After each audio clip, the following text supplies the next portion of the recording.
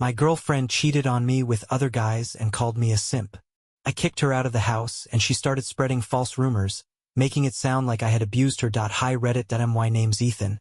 And if you asked me a year ago, I would have told you I had it all figured out. A steady job, a place to call my own, and a relationship that, from the outside, looked like something out of a movie. But as it turns out, love can be the most expensive mistake you'll ever make. Literally. I met Isabel at a friend's rooftop party in Kingsport, a city that never slowed down. She wasn't just beautiful. She was captivating. The kind of woman who walked into a room and made people forget whatever conversation they were having.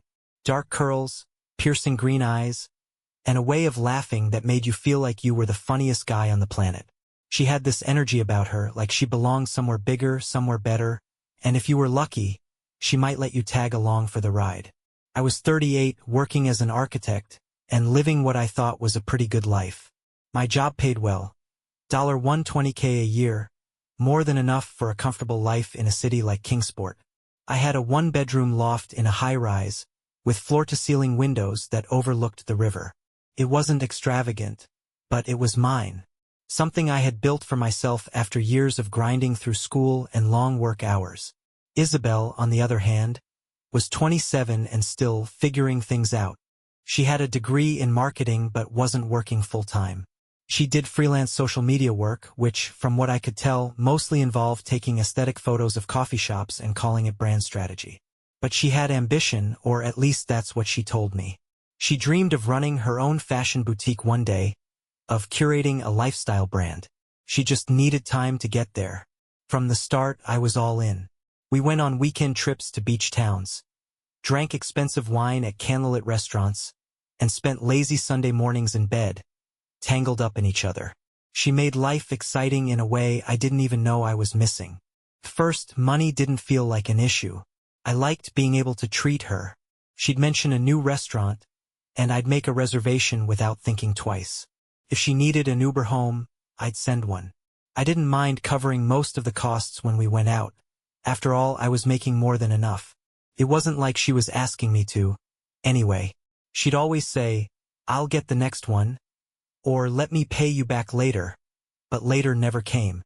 A few months in, little things started to add up. She got a parking ticket, $300. Her car insurance was overdue, $250. A temporary setback because a brand deal she was expecting hadn't come through. Covered it. She wanted to take a photography course to boost her freelance work, $800. An investment in our future. I paid for that, too. She lost her phone on a weekend trip, $200 for the newest model. It was never huge sums at once. Just small, reasonable requests, each one wrapped in the kind of logic that made me feel like saying no would make me the bad guy. By the time she moved in with me, a year into our relationship, I was paying close to $5,000 a month to support our life together. Rent, utilities, groceries, her car payments. Things I hadn't even noticed creeping into my budget until it was too late. But I didn't resent it. Not then. Because at the time, I thought we were building something real. And that's the most dangerous part about loving someone like Isabel. You don't see the cracks until they've already shattered everything. For the first few months after Isabel moved in, things felt good. Really good.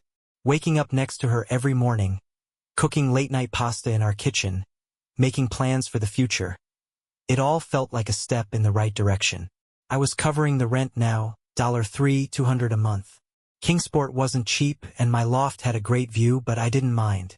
I had been paying for it alone before she moved in, so what was the difference? Groceries? Another $800 a month. Utilities, streaming subscriptions, takeout when she didn't feel like cooking. It all piled up, but none of it felt unreasonable. She told me she wanted to focus on her freelance work and finally get serious about starting her own business. That was fine. I didn't mind being the provider for a while. I made good money, and she promised that once her career took off, she'd contribute more.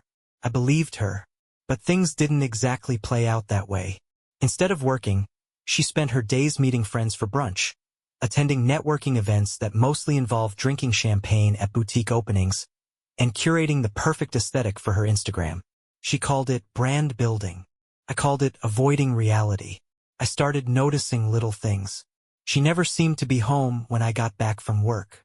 I'd walk into our apartment to find takeout containers on the counter, her laptop open but untouched, and no sign of her. Whenever I asked where she'd been, she always had an answer. Oh, just out running errands. Went to a gallery with some friends. Needed a change of scenery, so I worked from a cafe. Harmless, right? I told myself it was, until I realized I was eating dinner alone more nights than not. I'd come home after 10 hours at the firm, exhausted, and find a note on the counter saying she was out with friends. No text, no call, just a casual, scribbled reminder that she existed somewhere outside our apartment. It wasn't just the absences. It was the way she spoke to me, like I was a supporting character in her life. If I asked when she'd be home, she'd sigh, roll her eyes and say, "Why do you always need to know what I'm doing?" If I told her I missed her, she'd brush it off with, "We live together, Ethan. How could you possibly miss me?" I wasn't looking for control. I just wanted to feel like I mattered. But the thing about Isabel? She made me feel like wanting that was unreasonable. The first real red flag came when she told me she needed a new car. Her old one was embarrassing. A 2017 sedan that worked perfectly fine but apparently wasn't on brand for the image she wanted to build. She found a luxury crossover. Sleek, black, leather interior, all the bells and whistles. The kind of car that made a statement. The price? $68,000. I laughed when she showed me the listing. "You can't be serious." Her expression didn't change. "I am serious. Isabel, that's a ridiculous amount of money." She pouted. "It's not like I'm asking you to buy it for me. I just need help with the down payment. Maybe co-signing the loan? My credit isn't great." I stared at her, waiting for her to tell me she was joking. She wasn't. That night, for the first time, I said no to her. And for the first time, I saw a version of Isabel I had never seen before. She didn't yell. She didn't argue. She just looked at me like I was disappointing. And somehow that was worse, because up until that moment I thought I was enough for her. Turns out I was just her financial plan. After I told Isabel no, something shifted.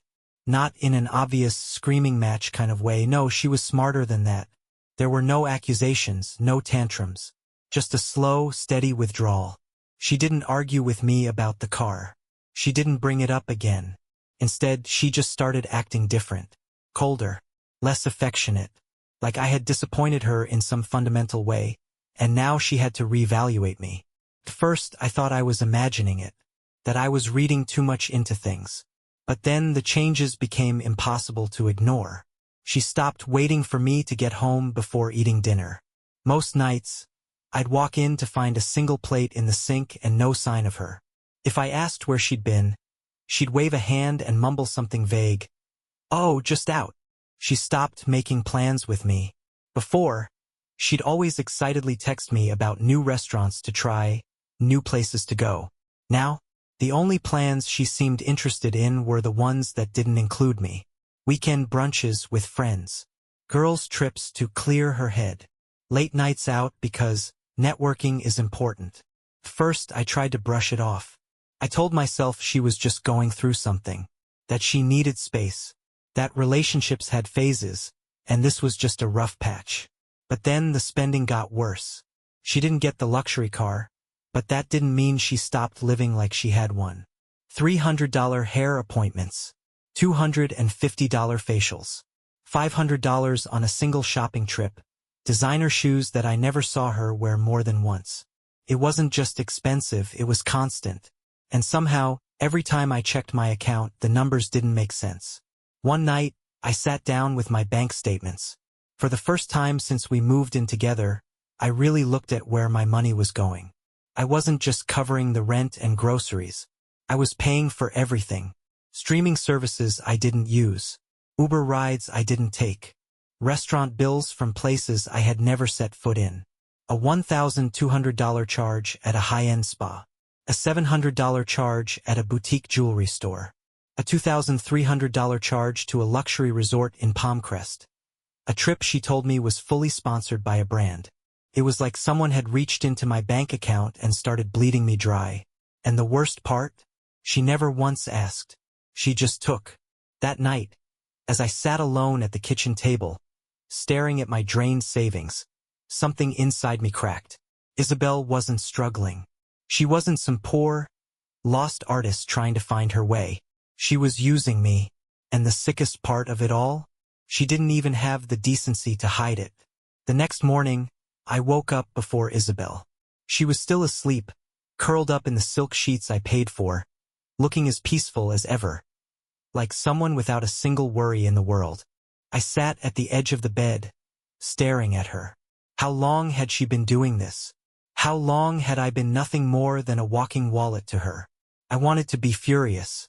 I wanted to shake her awake, shove the bank statements in her face, demand an explanation.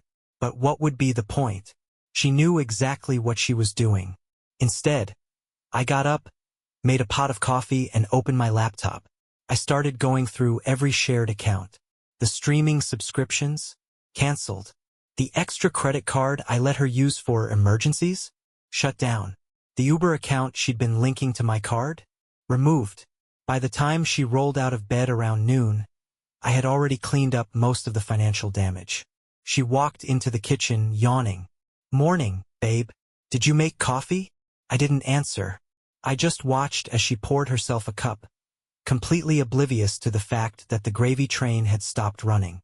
And then, as if on cue, her phone buzzed. She glanced at the screen, smiled, and turned away slightly as she typed out a reply. Something about the way she did it, the way she angled her body just enough to hide the screen from me, made my stomach turn. I had ignored so many red flags already.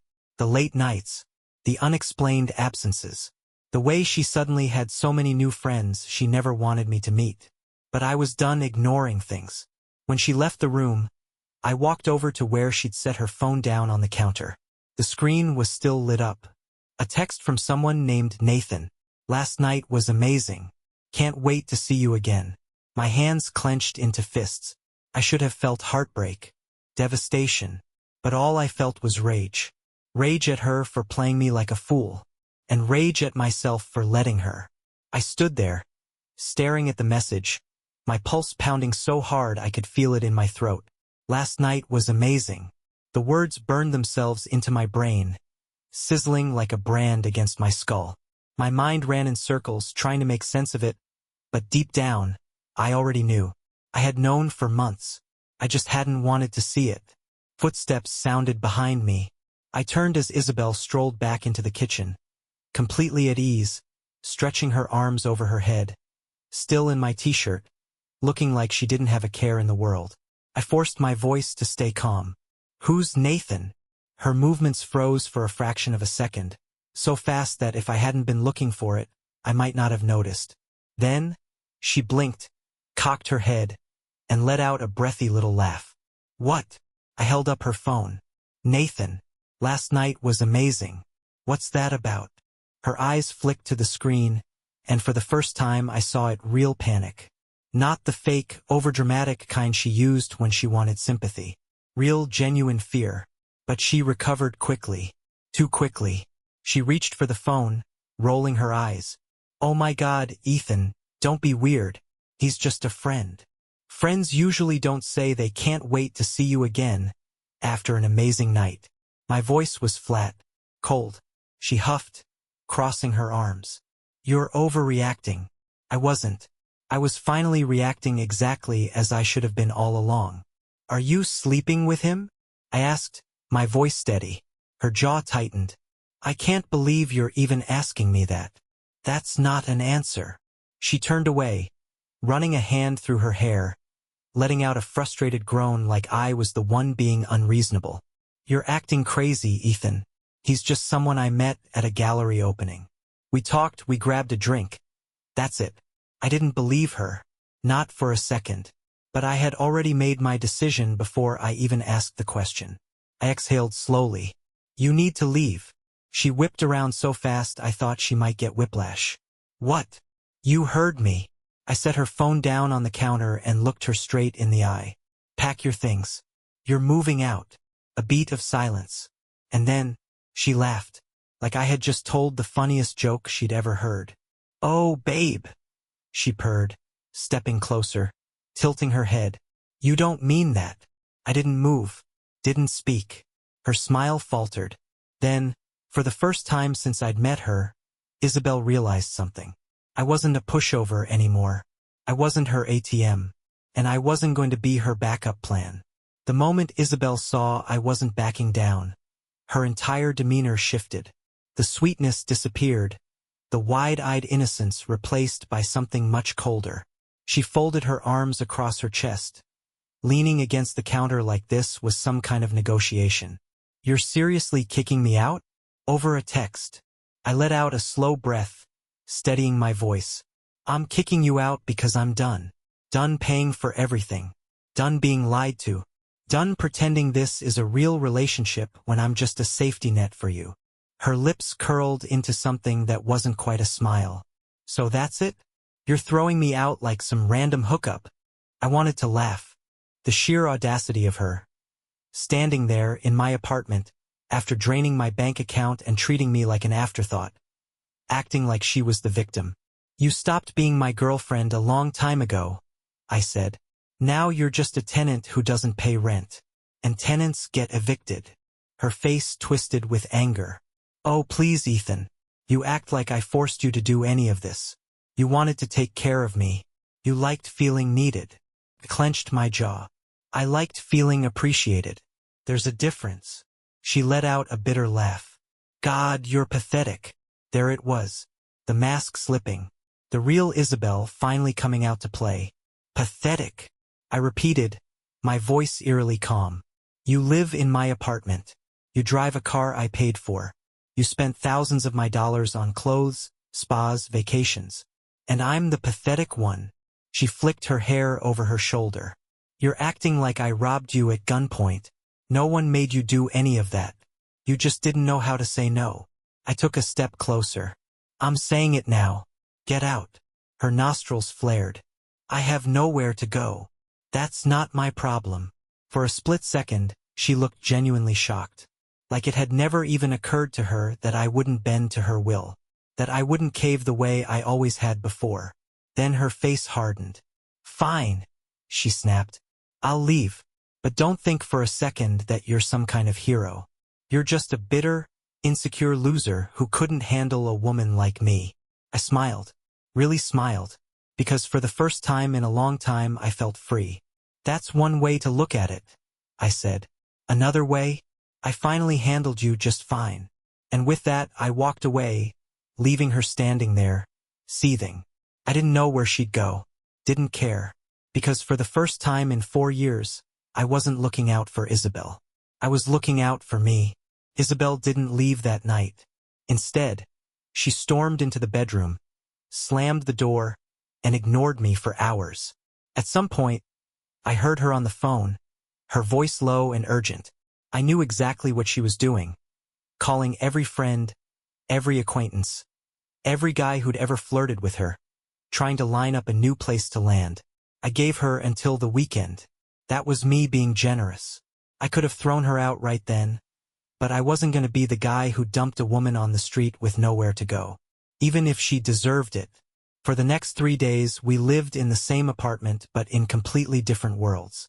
She spent most of her time locked in the bedroom, either scrolling on her phone or sulking. I spent mine reclaiming my space. I deep-cleaned the kitchen, throwing away all the overpriced organic garbage she'd insisted on stocking the fridge with. I gathered her things, her designer bags, her endless stacks of skincare products, the ridiculous crystal collection she swore balanced her energy, and neatly piled them by the front door. On Friday, I came home from work to find her sitting on the couch, arms crossed, glaring at me. "You know," she said, her voice sickly sweet, "I was thinking, maybe we don't have to do this." I almost laughed. "Do what?" She shifted slightly, brushing her hair over her shoulder. The same flirty move that used to work on me. "Break up. Maybe we just need space. A reset." I stared at her. "You think this is about space?" She shrugged. "I just don't get why you're throwing everything away over one misunderstanding." I let out a slow breath. It's not one thing, Isabel. It's everything. The lies. The money. The way you treat me like an afterthought until you need something. She rolled her eyes. God. You're so dramatic. I nodded. And you're out of time. When are you leaving? Her eyes darkened. You're really kicking me out? I leaned against the counter. I gave you a deadline. Tomorrow's Saturday. You need to be gone. For a second I thought she might actually cry. But then she did what Isabel always did when things didn't go her way. She got angry. You think you're such a good guy, she spat. But you're not. You're just another insecure loser who thought throwing money at me would make me love you. I let her words sink in. Not because they hurt, because they were pathetic. She was lashing out, trying to make me feel small. Trying to make me doubt myself. But I didn't. Not anymore. Maybe, I said. Or maybe I finally realized that love isn't something you buy. For the first time since I met her, Isabel didn't have a response. Because she knew I was right. And that scared her more than anything. The next morning I woke up early. I didn't bother checking if Isabel was still in bed. I already knew she wouldn't be. She had a habit of avoiding things she didn't want to deal with, and today was no different. I made coffee, took my time with breakfast, and waited. By noon, she still hadn't started packing. At 1, she strolled into the living room, stretching like she'd just woken up, even though I knew she'd been awake for hours.